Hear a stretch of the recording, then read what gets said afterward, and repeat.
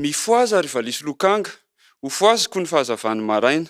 Hideranao any amin'ny firenena maro aho, Tompo, hideranao any amin'ny jentilisa. Fa lehibe mihoatra ny lanitra ny famindraponao ary mipaka amin'ny habakabaka ny famarinanao. Deraina ianao ry ray.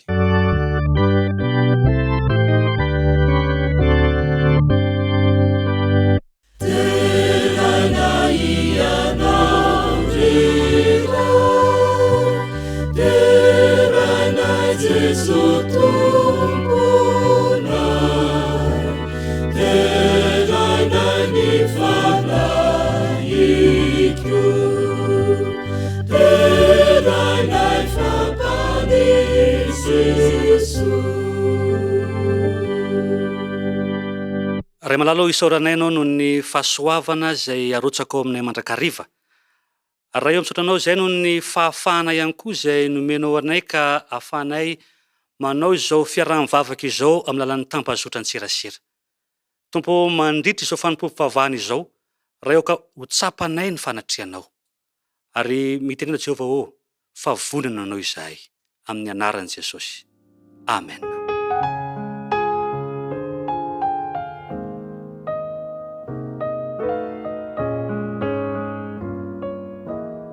Fifaliana no hitsidihana ny tokantranonao izay manaraka nyty fandaharana fanompoam-pivavahana natokana ho an'ny fafana ara-pivavahana sy ny raharaha ampanjakana ity, izany hoe parla araky ny fahaizantsika tsiraray azy avy.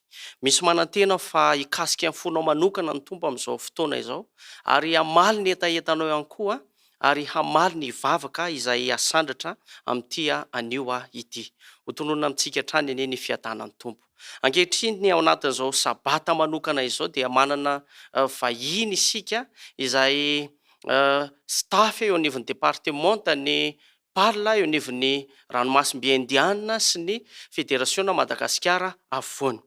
Mitarika izany vahiny izany ny pastora Rakotonandrasana Rado izay izy no hitondra ny tenin'Andriamanitra amin'ity anio ity, ary izy ihany koa no talehan'ny departementa ny parla sy ny fifandraisana eo anivon'ny ranomasimbe indiana.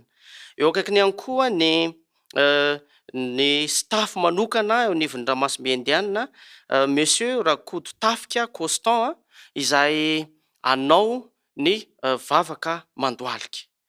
Ao ihany koa ny vahiny manokana staff eo anivon'ny federasiona Madagasikara afovoany ao anatin'ny fifandraisana sy ny fafana ara-pivavahana, monsieur Randrianomanana Marka, izy no hitondra ny vakiteny fototra amin'ity anio ity.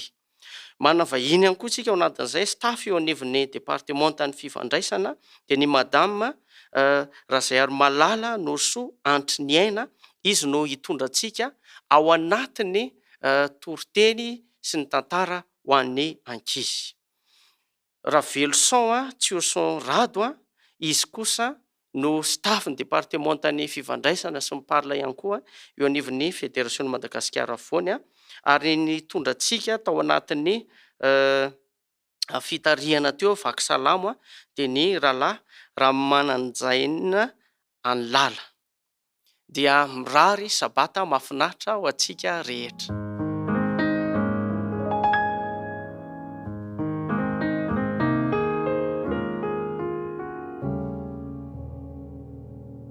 Andehitsika hiara hiderany pary, ataontsika ny hira fa laharana 720 voninahitra ny andininy rehetra.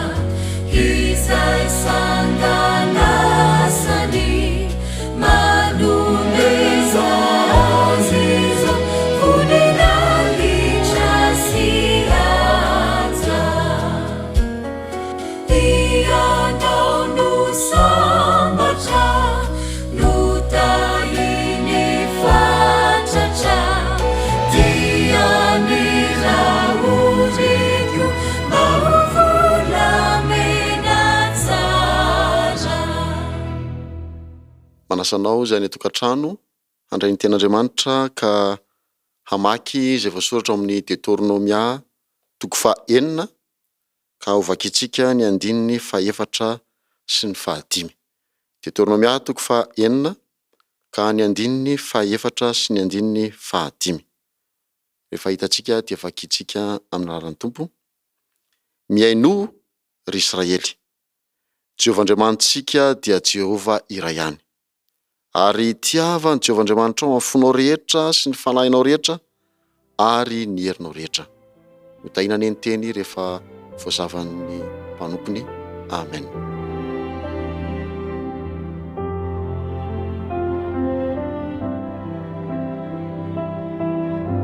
Manasa antsika rehetra Tompoko anetry tena hivavaka mandoalika.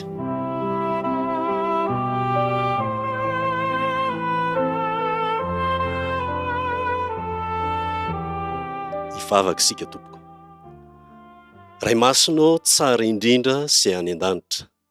Midera mankalaza manome voninahitry ny anaranao masina izahay, noho ny fahatsaranao sy ny fahalembiazanao. Asandratra iavy ny anaranao masina sy ny voninahitrao, noho ny fitiavanao sy ny famindraponao. Misaotranao amin'ny alala ny fahasoavan'i Jesosy Kristy Tompo izahay, noho ny fitantanana mahagaga hitondranao ny fiainanay, natraranay izao fotoana manokana hideranay, ankalazaina hanomezam-boninahitry ny anaranao izao. Mifona aminao zahay noho ny fahotanay, sasao madio zahay ho afa-keloka, diovy ho afa-pahotana. Aza manafina ny tavanao aminay Jesosy, aza hatra aminay ny fahadezeranao noho ny elokay, fa mamindra-fo aminay. Rakofo ny fahasoavanao zahay, dia fahasoavana manova, fahasoavana mamonjy, fahasoavana manafaka. Fa raha ny zanaka ny manafaka anay, dia ho afaka tokoa zahay. Ampitomboy ny finoanay atoky anao, hifikitra aminao, hitehatra aminao, aoka ho feno ny fanatrehan'ny tavanao ny fiainanay. Aoka iompo ampanahy aminao mandrakariva izahay. Mitalao izay fanahy masinao, mitoera amin'ny fahafenony ao anatinay. Hosory ny osotrao zahay hatramin'ny sela madinika indrindra ao amin'ny sainay sy ny fonay, amasino sy amarino izahay. Mivavaka izay ho an'izay manaraka izao fandarana izao. Tonony amin'izany olona izany sy ny tokantrano ny fiadananao. Aoka andro fahalemana ny firenenay, ary tario lalana hanana fahafana ny hanompo anao zahay. Iay ny teninao zahay, afaka fotoana fohy, fa namasino ianao no ampiteny ny mpanomponao, hanokatra ny fonay tsirairay avy, ho tany tsara handriny ny teninao. Fa amin'ny anaranao no hanonanay sy angatanay ny vavaka.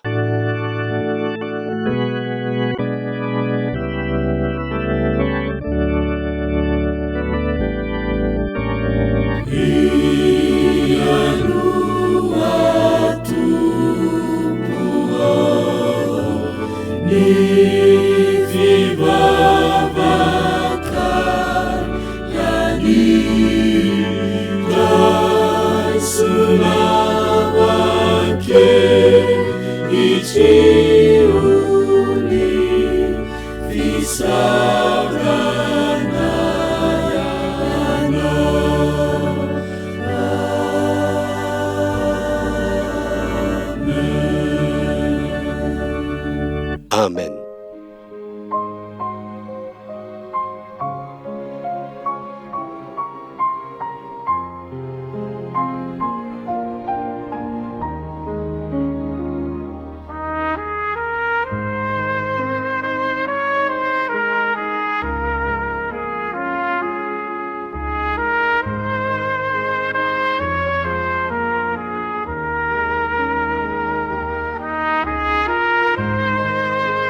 Tongana eo amin'ny fotoana manokana ho an'ny fanompoam-pihavana ho an'ny ampahafolo sy fanaritra isika izao. Raha vao miresaka ny ampahafolo sy fanaritra isika dia bio an-tsaina mandrakariva ary avy hatrany ny ao amin'ny Malaki, izay boky farany ao amin'ny testamenta taloha. Malaki 3:9-9. Voakitsika ny teny rehetra amin'ny anaran'i Jesosy. Andromban'Andriamanitra va ny olona no mandromba ianareo, nefa hoy ianareo, amin'inona moa no andrombanay anao amin'ny fahafolo-karena sy mifanatitra? Mandroban'Andriamanitra isika. Inona moa no atao hoe mpandroba? Mpandroba dia makan-keriny ny tsy hany-tena. Izany tokoa ve no ataontsika amin'Andriamanitra? Kanefa raha tsy teo mpandroba isika, dia hoy ny Malaki 3:9. Entonareo ny fahafolo-karena rehetra ho ao amin'ny trano firaketako, mba hasian-kanina ao an-tranoko, ary izao toetra amin'izany aho Jehovah, tompony maro, raha tsy ho voako ny varavaranlanitra ho anareo, ka ampiteniko fitahiana manambiampy ho anareo. Teny fampanentanana ao antsika izany. Raha manaritra ny ampahafolo-karena isika sy manome fanatitra ao amin'ny trano firaketana dia ny any am-piangonana izany, dia hovahan'Andriamanitra ny tanatana ao antsika ny varavaranlanitra, ary ampitena ny fitahiana mananambiampy. Izao sika dia iaraka ivavaka. Ray malalo, misotranao izay satria mbola tombontsoa manokana nomenao anay tamin'ity sabata masina ity. Misotranao noho ny fitahiana izay nataonao taminay nandritry ny nemanay iny, ary mbola nomenao fotoana ihany tamin'ity sabata ity ahafahanay mamerina ny ampahafolo sy manome fanatitra ho anao. Eny ray malalo, tsy androbanao izahay, fa merina izany ao amin'ny trano firaketanao, ary hovahanao ny varavaranlanitra ho aminay tsirairay avy, ampitenanao ny fitahiana manambiampy. Izany vavaka izany ray malalo ny risa angatako amin'ny laran'i Jesosy irery ihany. Amen.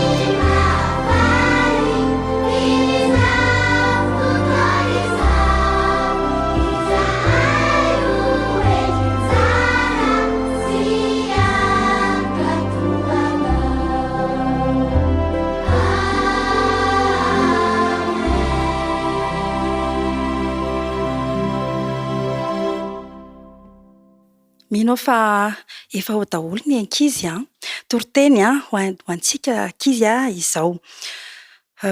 Kopakopa-tanana faly miarahaba antsika ankizy izay any an-tokantrano any. Ny lohateny ny tantara izay hoentiko aminareo ankizy dia manao hoe resin'ny fanetretena. Hifantoka amin'ny Salamo fahafito amby telopolo ka ny andininy fahafito amby telopolo isika. Salamo fahafito amby telopolo ka ny andininy fito amby telopolo. Vakitsika amin'ny anaran'i Jesosy. Dinio ny mahitsy ka jereo ny marina fa misy farany ho an'ity fihavanana. Tantara anankiray tantaran'i Prisila no entiko ho antsika. Manana trano lehibe ny ray aman-dren'i Prisila ary ny ambany-drihana dia nampanofainy any Tina sy Vero mivady. Naman'i Prisila tany amin'ny oniversite mantsy i Tina. Niany nianatra taminy tany amin'ny oniversite. Ary izy mivady ireo no nanofa ny tranon'izy ireo. I Tina no fantatry Prisila tsara namany fa i Vero vadiny kosa dia mbola tsy mbola hitany ary mbola tsy mahazatra azy.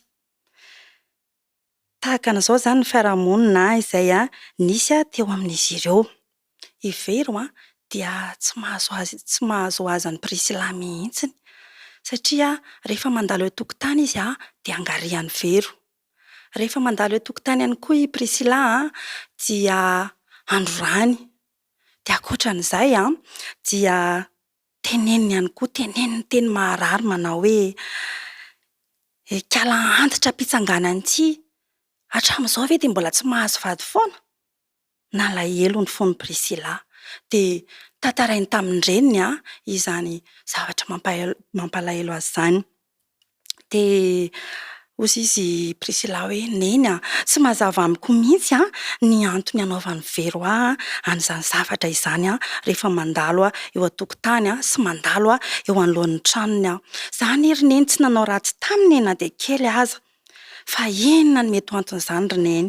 Dia hoy izy neny hoe misy antony telo farafahakeliny ny anaka no mety anton'izany. Voalohany ianao ange tsy niara-nianatra tany amin'ny oniversite, ianareo sy Tina no mpinamana dia mbola tsy fantany ianao.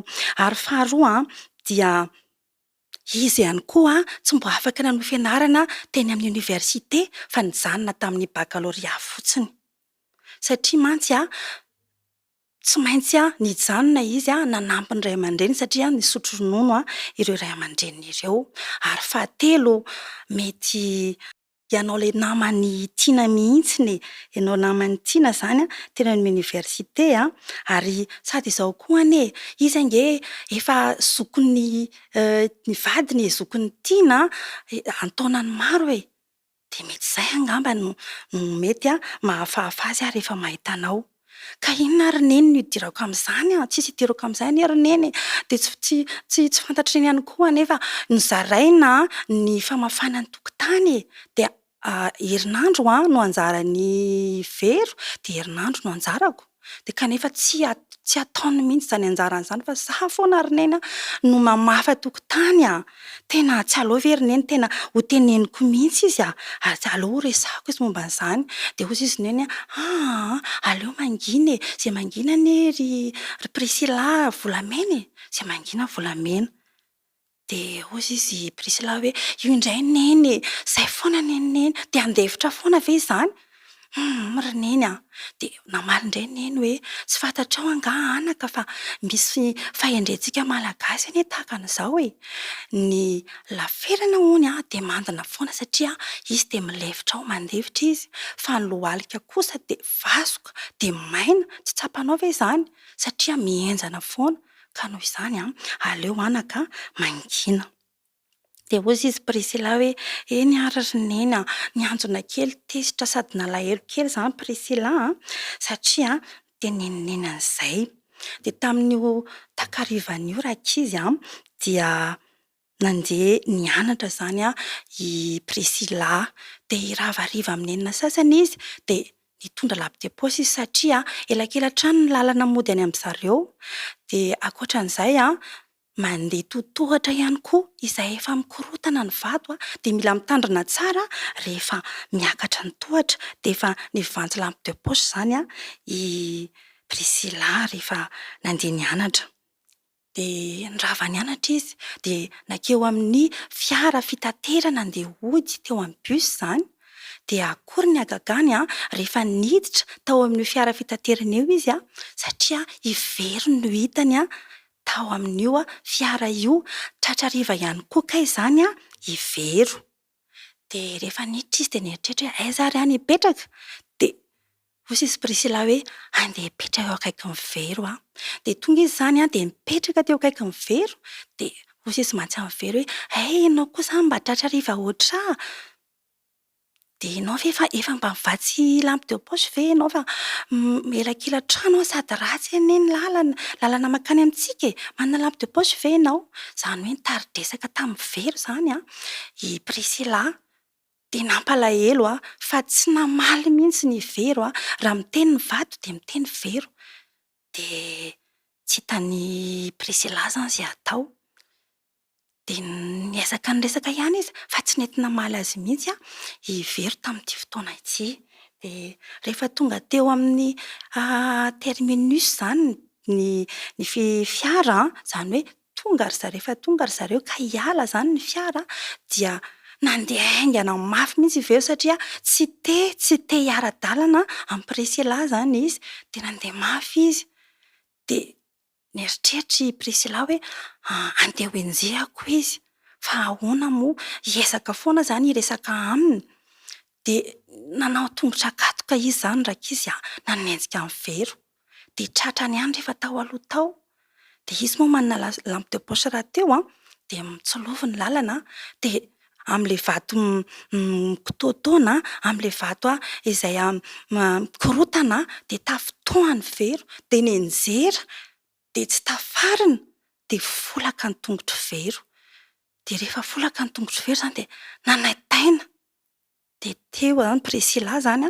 tsolovin'ny Priscilla zany izy de ao reniko ianao izy de natsangany Priscilla vero de nataony tao ambanin'ny helikiviro zany ny sorony mba hahafahan'ny vero mitsangana tsara de ao izy fa tohanako ianao de mody any an-tranontsika de inona ozy nareo rakizy ny zavatra niseho de nandringaringa zany vero fa nitohanany Priscilla tsara de rehefa tonga tsomatsara tany an-trano izy ireo de niresaka hitany very zany fa tsara fanahy, hitany very fa tsara fo taminy i Priscilla zany ninona zany zavatra nataony de niresaka indray zany niresaka amin'izay zany very de nanomboka teo de nihavana ry zareo fampiresaka de nifankatia tsara amin'izay de faly tany am-potany zany Priscilla ary tena faly Priscilla hoe de mifankatia ihany zahay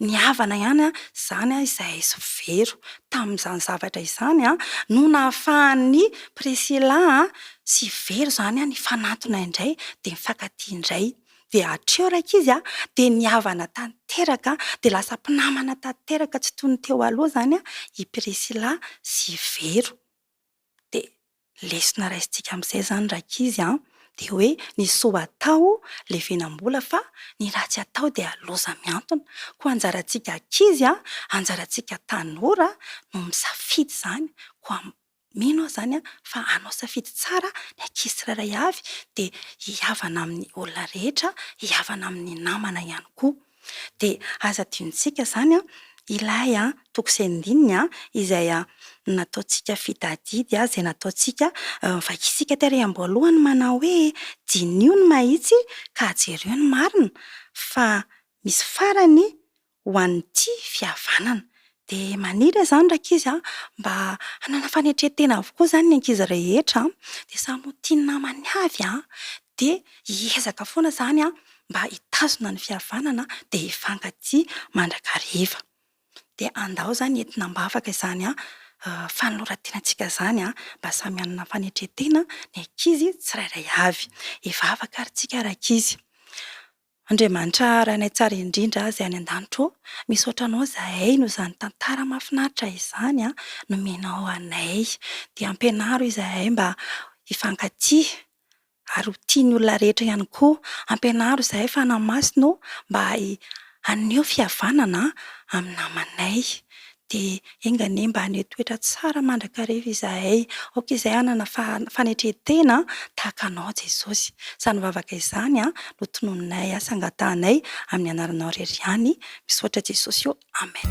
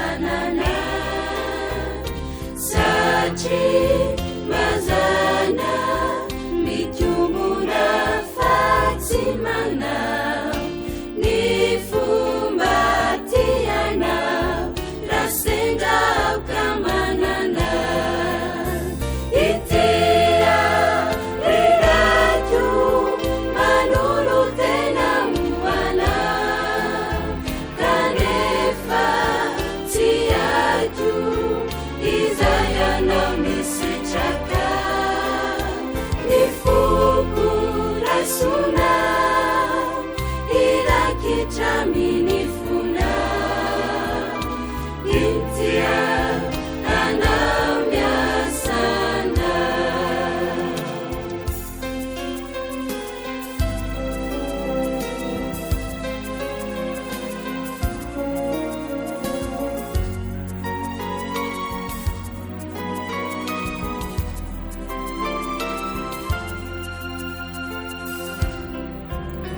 Ny sayoko, ny vavako, hatramin'ireo sofiko, satrana miasy sy nananavitranao, soloy abaozy anoanao itokiko, ianao irerire no aoka o mpanjaka. Itia reraiko manolo tena homana, kanefa tsy aiko izay anao misitraka, ny foko raisonao irakitra miny fona, intia anao miasana.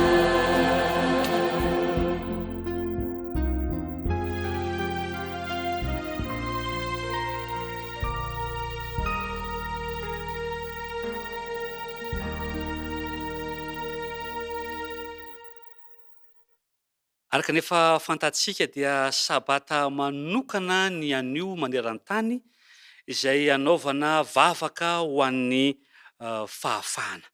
Ary ny lohateny ny afatra izay iombonana manerana an'izao tontolo izao dia ny amin'ny hoe tompon-daka ny fahafahana, ny vaovao mafaly ny fahafahana sy ny fiarahana amin'Andriamanitra.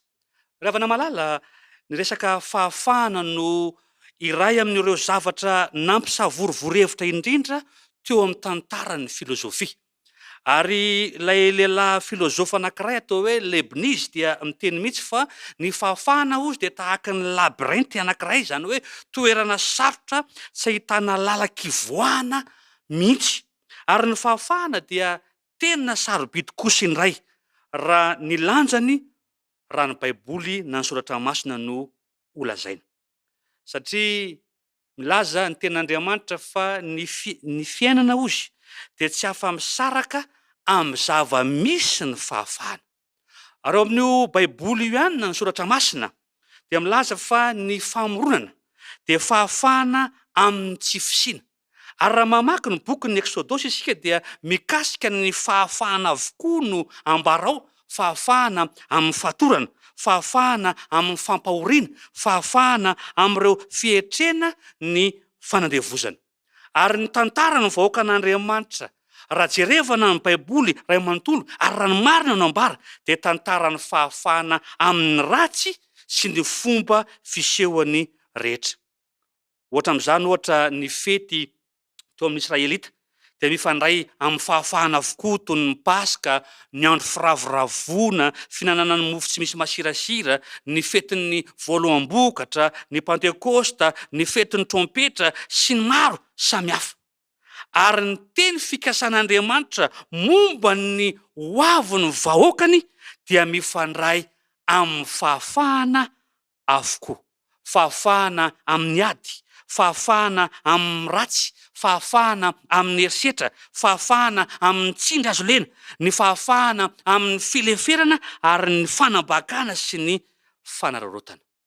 Ary noho izany indrindra ny fahafahana dia tsy azo sarahana amin'ny fiandriana fandriam-pahalemana na ny fiadanana. Ary ny fahafahana no fepetra takiana amin'ny fandriam-pahalemana na ny fiadanana mazava ho azy. Ary izany indrindra no antony izao andro manokana maneran-tany izao, iresahana sy ahafahantsika miaina ka mba ho tompon-daka an'izany fahafahana izany. Misy tepoka vitsivitsy reto andeha ary ho resantsika. Ny tepoka voalohany dia ny amin'ny hoe ny votoatin'ny fahafahana. Mifandray amin'ny fitiavana avokoa ry havana malala ny votoatin'ny Torah nareo boky 5 nosoratan'i Mosesy izay nofitiany Jesosy amin'ny fampianarany. Ary hono ambaran'ny ten'Andriamanitra amin'ny Deutéronomie 9 ka ny 7 sy ny 5 dia mivaky toy izao amin'ny Tompo. Miano ry Israely eo, Jehova Andriamanitsika dia Jehova iray ihany. Tiavan Jehova Andriamanitra ao amin'ny fonao rehetra sy ny fanahinao rehetra ary ny herinao rehetra. Ary raha mamaky isika ny Mateo 2:20, 7:30 sy 7:30 dia antsoiny Jesosy hoe didy lehibe sady voalohany izany dia le teny hoe ny fitiavana. Ary nampiny hoe ny faharozy zay tahaka izany ihany dia toy izao, tiava ny namanao tahaka ny tenanao. Ary avy eo izy dia nanao fanamariana milaza manao hoe izany didy roa izany ozy no iantohany lalàna rehetra sy ny mpaminana. Dia ny fitiavana ny Jehova Andriamanitra ary ny fitiavana ny namana. Ka mba ahatonga ny fepetra ny fitiavana ho azo tanterahana dia namorona ny fahafahana Andriamanitra. Koa ny fanantenana ny fahafahana mandrakizay zany sy ny finamanana na ny fifandraisana mpitiavana no tanjon'Andriamanitra sy ny fikasany ary zavakeny reny tamin'ny fanoloran'ny tenany tamin'ny fomba feno amonjy ny olombelona noforoniny araky ny endriny. Ko raha jerevantsika zany ny votoatiny ny toe-javatra na ny votoatiny fahafahana dia ny fitiavana zany, ary tsinona fa ny fitiavana an'ilay Andriamanitra sy ny fitiavana ny namana sy ny manodidina antsika. Ny tepoka anankiray faharoa dia nde horesantsika kosa ny makasika ny tompo maso akaiky momba ny fahafahana. Ny antsoin'ny Baiboly hoe filazantsara na ny vaovao mafaly dia ny fanambarana mialoha ny amin'ny fanafahana ny olombelona sy ny zavaboary amin'ny ratsy, fahafahana azy ireo ny amin'ny fampahoriana, ny fahafahana azy ireo ny amin'ny mpampahory ary ny enatra. Ary zany no nampanantenan'Andriamanitra ary fototry ny fanantenantsika, satria le Andriamanitry ny ivavahantsika dia Andriamanitry ny fahafahana. Ny filazantsara dia vaovao mafaly n'Andriamanitra, manafaka zay ampahoriana ozy, manafaka ny voageja, manafaka ny torotoro noho ny fiarahamientany ny faharatsiana. Mba hahatonga izany fahafahana izany ho zava-misy dia nandresy an'ireo fahavalo izay nampahoriana ny vahoakany Andriamanitra. Ary tonga teto an-tany Kristy niaritra ny mety ho fahoriana lalovako sy lalovanao, kanefa nivoaka ho mpahandresy izy, ka izay le fandreseny izay no mitondra fahafahana ho ahy ary mitondra fahafahana ho anao. Tosatra tokoa nino ny amin'ity fahafahana ity raha toka tsy nisy ilay zanak'Andriamanitra tonga nofo niaritra ny fahoriana lalovantsika amin'izao fotoana izao, kanefa nanome izany maimaimpona Andriamanitra mba hanehoana ny fandresena, azahoana ny fahafahana, ka le fandresen'i Kristy dia ho tonga fandresentsika ihany koa le fahafahana tena izy. Inona ary ny teboka fahatelo no tokony ataon'ireo tompon-daka ny fahafahana izay ambarany ten'Andriamanitra araka ny lohateny n'izao afatra izao. Rehefa namalala, ny filazantsara dia fiafaran'ny fanjakazakana atao amin'ny olombelona, ary izany dia fanambarana ny fahatongavan'ny fahafahana. Ary eo amin'ny sehatry ny tena manokana na nisam-batan'olona, ny fahafahana no fiafaran'ny fanjakazakana ao anaty. Tsy ny mpanara-dian'i Jesosy akory no anambarana any amin'ny hoe inona ny tokony atao, fa azo fitiantsika ny amin'ny hoe tsy misy mpanara-dia an' Jesosy ikolokolo ny avonavona amin'ny fahatsapana na finoana ny fambonian'ny tena noho ny hafa. Ary eo amin'ny sehatra iombonana, ny kristianina dia tsy afaka ny hompiraitsy kombakomba amin'ny rafitry ny fanjakazakana na ny fanavakavahana. Ty vaovao mafaly dia ny fanambarana ny fanafoanana ny fanjakan'ny mpanjakazaka, ary izany dia fanorenana indray ny firafitry ny tontolo iainana rehetra. Izany dia fandavana ny endriky ny fanjakazakana rehetra sy ny endriky ny ezaky ny fivavahana kristianina anarany fotsiny, fa mba anjaka amin'ny sehatra misy ny be sy ny maro sy ivelan'ny fivavahana. Nampananten'Andriamanitra fa tsisy tsony ny erisetra ao amin'ny fanjakan'Andriamanitra. Ary na ny tontolon'ny biby aza dia hoe sorona amin'ny faniriny ny erisetra. Ary izany sary izany izay azontsika vakino amin'ny Isaia 41:9-5 dia mampiseho ny vanim-potoana ao aorianan'ny erisetra ry havana. Dia hoy izy hoe ary ny ambody hiara-mitoetra amin'ny zanak'ondry, ny leoparda hiara-mandry amin'ny zanak'osy, ny zanak'omby sy ny liona tanora ozy sy ny omby kely mifaha iray toerana, ary ny zazakely no iroka azy, ary ny omby vavy sy ny bera hiara-komana, ny zanany hiara-mandry, ary ny liona hihinana mololo tahaka ny omby, ny zaza minono ilalao amin'ny lavaky ny vipera, ary ny zaza mitsahanono andindritra ny tanany ao amin'ny lavaky ny menarana, ary tsy handratra na hanimba erany tendrombohitra masina izy, fa ny tany ho eniky ny fahalalana an Jehova tahaka ny anaronana ny ranony fanambaniny ranomasina. Izany no tontolo izay tian'Andriamanitra iorenantsika rahatrizay. Ary ny filazantsara dia mikasika ny fahafahana amin'ny fanahin'ny demonia, ary ireo izay amitaka amin'ny farany ka tahaka ny afatry ny anjely telo. Ny filazantsara tokoa dia fanafahana ny voary manontolo, fanafahana ny natiora, ny tontolo misy antsika izay niara-ny kolikoly, ny fijaliana ary ny fahafahana araka ny Romanina 9:1-20. Kanefa izany fahafahana izany dia manana tanjona. No hoe mamorona toerana ho an'ny fiainana tena izy araka ny nikasan'Andriamanitra azy fotsiny, fa ny votoaty ny fiainana dia ny fifandraisana amin'Andriamanitra miaraka amin'Andriamanitra telo izay ray, le Andriamanitra be fitiavana. Ko inona ary ny tokony ataon'ny tompon-daka ny fahafahana, ny tokony ataontsika dia ny tsara fifandraisana amin'Andriamanitra, mibanjina an'ilay fiainana tsaratsara kokoa izay omanin'Andriamanitra ho antsika, ary tena izao eo ampiandrasana izany dia iaina amin'ny fiainana feno ny fahafahana, ka tsy mampanjaka ny avinavina, tsy mampanjaka ny fanjakazakana, tsy mampanjaka ny erisetra, fa mampanjaka kosa ny toe-tsaina araka ny sitrapon'Andriamanitra. Satria ny teboka faefatra farany dia milaza fa i Jesosy no endriky ny fahafahana. I Jesosy no fanehoana farany tampo ny fahafahana, ary tsy azo eritreretina ny fahafahana raha tsy misy ilay Jesosy. I Jesosy Kristy dia mpifeno zavatra rehetra, farany tampony ary feno sy ampy amin'ny zavatra rehetra. Izy no ilay fanatitra an'ilaina, ilay anym-panalalana, ilay mpamonjy antsika feno dia feno, ilay tompony fiainantsika manontolo. Ny fahalalana kristianina dia lalina kokoa sy mafy kokoa noho ny fahafatesana. Ary ny andiny miavaka indrindra ao amin'ny fanoloran'ny tena ho an'ny Kristy dia izay hita ao amin'ny Apokalipsy 2:10-2:1, mivaky toy izao amin'ny anaran'ny Tompo manao hoe: ary izy ireo dia aresy azy noho ny rany zanak'ondry sy ny teny filazana azy, ary tsy nakamamy ny ainy intsony izy ireo na dia ho faty aza. Ary ho an'ireo mpanresy, ny mpiapanga, ireo rahalahy, ny fahatokina amin'ny Kristy dia manan-danja kokoa noho ny ainy izy ireo, satria Kristy no sarobidy indrindra. Maneho izany fa ho an'ny kristianina dia tsy ny fahafahana no zavatra manan-danja indrindra fa Andriamanitra. Ny fiandanin'ny tena manokana amin'Andriamanitra amin'ny zavatra rehetra no manondro ny tena kristianina marina, ary antsoina hoe fatahorana an Jehova izany rehetra izany.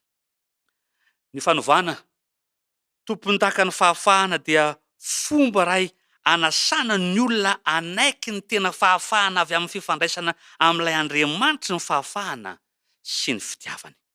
Ary nanao fanambarana mazava Jesosy, laza izy fa izy ny lalana sy fahamarinana ozy ary fiainana.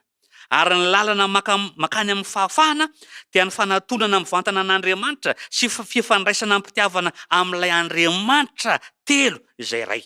Marina tokoa fanambaran'i Jesosy fa raha izy ilay zanaka no manafaka dia ho afaka tokoa zany olona izany. Araka ny voalazan'i Jaona 4:9-30 manao hoe: raha ny zanaka no manafaka anareo izy dia ho afaka tokoa ianareo. Mifandraisa amin'ny fahamarinana ihany koa ny fahafahana, Ro Jesosy eo amin'ny jaona toko 9:7 manao hoe raha maharitra mitenika ianareo dia ho mpianatra tokoa ka ho fantatrareo ny marina ary ny marina ahafaka anareo tsy andefo.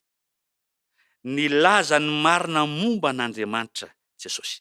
Ary ny zava-baovao nentin' Jesosy dia ilay fanekena vaovao ifandraisana mivantana amin'io Andriamanitra izay efa nambara io ary nambarany ihany koa. Ary ny fanoharana momba ilay zanak'adala dia ohatra iray maneho ity fanambarana vaovao momba ny fitiavana mampiditra ao an-trano izay atolotr'Andriamanitra ampamindram-po sy ny fahalalan-tanana. Ary izany dia fahafahana hiditra ao an-tranon'Andriamanitra. Araka ny vavaka nataon'i Davida amin'ny Salamo 120 manao hoe hitoetra ao an-tranon'i Jehovah andro lava aho. Fahafahana amin'ny ratsy izany ary mampianatra antsika hivavaka manao hoe manafahanay amin'ny ratsy. Ko amin'ity sabata manokana ho amin'ny fahafahana ity dia faniriana indrindra ary mino fa ho fanirinao ihany koa ny iaina arak'izay voalaza ny tenin'Andriamanitra ka hibanjana ilay toerana izay homanin'Andriamanitra antsika anjakan'ny fahafahana ka manomboka izao dia iaina ao anatin'ny fitiavana. Iaina ao anatin'ny tsy fanjakazakana na ny herisetra na ny fampahoriana sy ny maro samihafa. Iaina ihany koa ao anatin'ny fitiavana n'Andriamanitra metehitra amin'Andriamanitra ary ny fiainana miaraka amin'i Jesosy. Le lalana sy fahamarinana ary fiainana.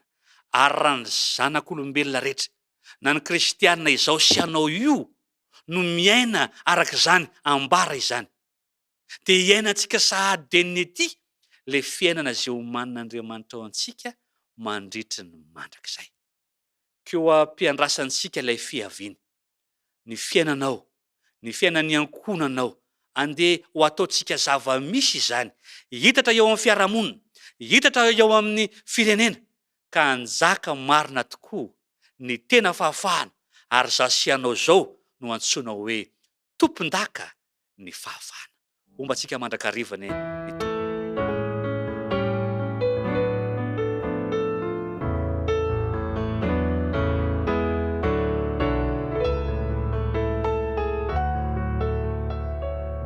Andeha isika hiaraka hivavaka. Tompo Andriamanitra io, misaotranao izay no amin'ity fotoana mahafinaritra tao anatin'ity sabata natokana ho an'ny fahafahana ara-pivavahana ity. Mety eza mindra foa ary melany elokay tsiraray avy. Koa ny teninao anie dia tsy hiverina any aminao raha tsy mahavita ny asany aminay tsiraray avy. Ary eo ka ho tsapanay sy iainanay mandrakariva ny fahafahana izay avy aminao Jesosy Kristy ary rehefa miantehitra sy miantoraka aminao dia ao anatinay mandrakariva izany fahafahana sy fahalalana ara-pivavahana izany. Momba manokana ny any atokantrano tsiraray avy izay manarika ity fandarina ity ianao ary eo ka ny tsiraray avy samy hatsapa ny fitiavanao sy ny fitantananao. Ary ankehitriny raha hanonona ny tsodrano izay nomenao ny zanak'Israely tamin'ny alalan'ny mpanomponao fahizay ny tenako. Fandriko Tompo malalo ho toso tanteraka amin'ny vahoakanao ankehitriny ihany koa izany tsodrano izany sy ny teny fikasanao. Hita ianao anie Jehovah ka hiaro anao. Ampamirapiratra ny tavany aminao anie Jehovah ka mindra fo aminao. Eny hanandratra ny tavany aminao anie Jehovah ka nome anao ny fiadanana. Mandehana ny fiadanana Jesosy Kristy. Amen.